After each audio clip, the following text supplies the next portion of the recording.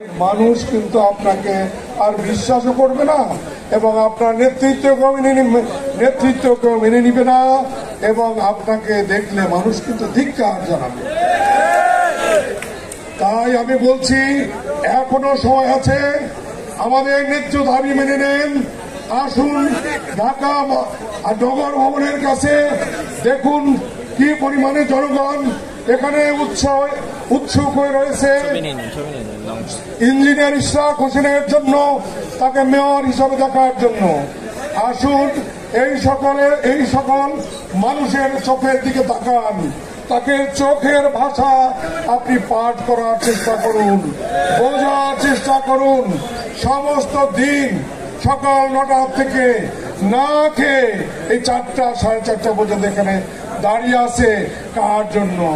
সে আমাদের মহান নেতা, যাকে জনগণ ভোট দিয়ে নির্বাচিত করেছে, সেই নেতা ইঞ্জিনিয়ার ইশরাক হোসেনকে মেয়র হিসাবে দেখবে।